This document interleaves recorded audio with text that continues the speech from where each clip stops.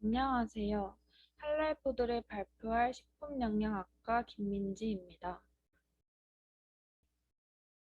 시작 전 목차에 대해 설명해 드리도록 하겠습니다. 첫 번째는 주제 선정의 이유, 두 번째는 할랄푸드의 정의, 세 번째는 할랄푸드의 대표적인 음식, 네 번째는 할랄푸드 시장의 확대, 다섯 번째는 할랄푸드 판매 사례, 여섯 번째는 할랄푸드의 이면 순서로 발표를 진행하겠습니다. 여러분들은 할랄푸드라는 단어를 접해보셨나요? 저는 길거리를 돌아다닐 때 할랄이란 단어를 많이 접하였습니다. 이 사진들은 제가 찍은 사진인데 계대동문 근처 할랄푸드 식품 전문점과 할랄고기 전문점입니다. 저는 호기심이 많아 새로 생긴 곳이 있으면 들어가 보곤 합니다. 그래서 몇 달 전 새로 생긴 할랄마트엔 뭐가 팔지 궁금해 들어가 보았는데 큰 차이점 없이 단순히 해외 식재료와 우리나라 식재료를 함께 판매하는 곳처럼 보였습니다. 그 이후로 할랄푸드가 정확히 무엇인지에 대한 궁금증이 있었는데 이번 과제 주제인 본인이 관심 있는 식생활의 조사를 통해 자세히 알아보고 싶어서 할랄푸드를 주제로 선정하였습니다. 할랄이란 허용된 것을 뜻하며 이슬람 율법 샤리아에 부합함을 의미합니다. 이러한 율법에 어긋나지 않고 무슬림에게 허용된 식품을 할랄푸드라고 합니다. 할랄푸드는 신선한 채소, 과일, 곡물류, 견과류, 해산물, 할랄 방식으로 도축하여 인증된 양, 소, 오리, 닭은 자유롭게 이용할 수 있습니다. 하지만 술과 돼지, 비이슬람교 율법 의식에 따라 도살되지 않은 모든 동물은 금합니다. 이런 할랄푸드의 대표적인 음식에는 후무스와 케밥이 있습니다. 왼쪽에 보이시는 후무스는 중동의 된장이라고 불릴 정도로 무슬림들에게는 익숙한 식재료 중 하나입니다. 후무스는 병아리 콩을 삶아 으깬 뒤 참깨나 레몬즙, 올리브유 등을 섞어서 먹는 음식입니다. 후무스의 재료 병아리 콩은 단백질뿐만 아니라 엽산, 철분 등이 풍부하게 들어있고 칼로리가 낮습니다. 중동 사람들은 이 후무스를 빵에 스프레드처럼 발라서 먹거나 피타 브레드에 견과류, 토마토, 양파 등과 함께 곁들여 먹습니다. 또 다른 음식은 오른쪽에 보이시는 케밥입니다. 케밥의 종류는 채소 수십 가지에 달한다고 할 정도로 다양합니다. 그중 대표적으로 두 가지를 보여드리겠습니다. 첫 번째는 앞에 보이시는 시시케밥입니다. 한입 크기로 썰어 양념에 재워둔 고기와 채소를 꼬챙이에 줄줄이 끼워 구운 요리입니다. 가장 역사가 깊은 케밥 중 하나이자 가장 대중적인 케밥입니다. 두 번째는 뒤에 보이시는 여러분들이 한 번쯤 보신 경험이 있으실 도네르 케밥입니다.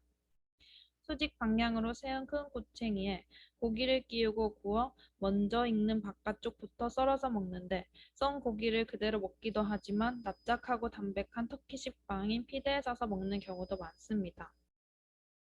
케밥의 주 재료인 양고기는 저칼로리, 저지방, 고단백의 대표적인 육류로 무기질, 비타민 등 영양소가 풍부한 고기입니다.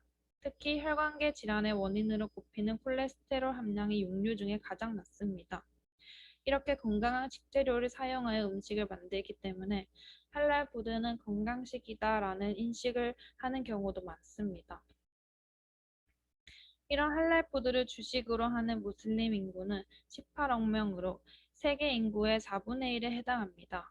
문화체육관광부에 따르면 이슬람 식품 시장 규모는 2016년 기준 1조 880억 달러 약 한화 1100조 원에 이릅니다. 이는 중국, 미국, 일본 식품 시장 규모보다 큰 수치입니다. 또한 이에 그치지 않고 매년 3% 안팎의 상승세를 보이는 무슬림의 인구 증가와 경제력 상승을 배경으로 신앙에 부합하는 각종 식품 서비스에 대한 욕구가 증가하고 있습니다. 그리고 최근에는 할랄푸드를 건강식으로 생각하며 적극적으로 소비하는 비무슬림 인구도 꾸준히 늘어나고 있어 할랄푸드에 대한 높은 관심은 전 세계의 공통된 트렌드로 할랄푸드 시장은 그야말로 블루오션일 수밖에 없습니다. 해외 기업들은 오래전부터 할랄푸드 시장에 주목해 왔습니다.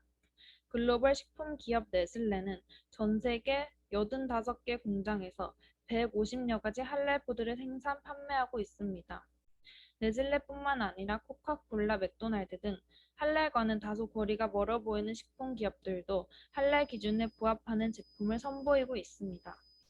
글로벌 컨설팅 업계에 따르면 세계 할랄푸드 시장의 80%는 이미 주요 글로벌 식품 기업들이 장악하고 있습니다. 이렇게 글로벌 기업들의 할랄푸드 시장 공략이 본격화하면서 국내 식품 업체들도 할랄푸드 시장 진출에 나서기 시작하였습니다. 대표적으로 풀무원은 2013년 국내 최초로 생라면 브랜드 자연은 맛있다로 할랄푸드 핵심 시장인 이슬람 지역을 공략하고 있습니다. 농심 또한 신라면의 재료에 함유된 육류 성분 대신 콩단백질이 첨가한 할랄 신라면을 14종 개발하여 40여 개의 이슬람 국가에 수출되고 있습니다. 최근엔 CU 편의점에서 할랄 방식으로 도축된 닭고기를 활용한 치킨 마크니 커리덮밥, 트리플 치킨 플래터 할랄 간편식 2종을 출시하였습니다. 사진 속 별표 안에 보이는 마크들이 할랄 식품을 인증하는 마크들입니다. 또한 한양대학교 서울 캠퍼스에선 매주 월요일부터 목요일까지 할랄 식품을 판매하고 카이스트에선 닭고기, 양고기, 할랄 브리또를 판매합니다.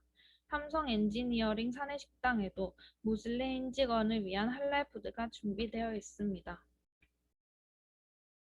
이렇게 세계적으로 증가하는 추세를 보이며 좋은 점만 존재할 줄 알았던 할랄 푸드의 이면엔 잔인하다고 끊임없이 문제가 제기되는 할랄식 도축 방법이 있습니다.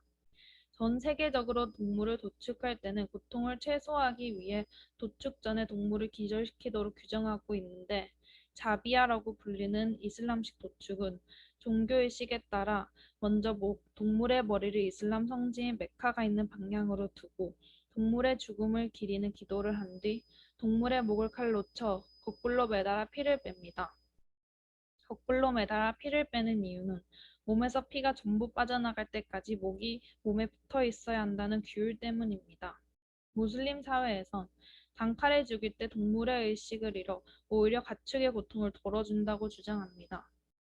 하지만 동물복지 관련 기관 및 단체들은 이러한 도축 방식이 오히려 동물에게 엄청난 공포와 고통을 느끼게 한다고 지적합니다.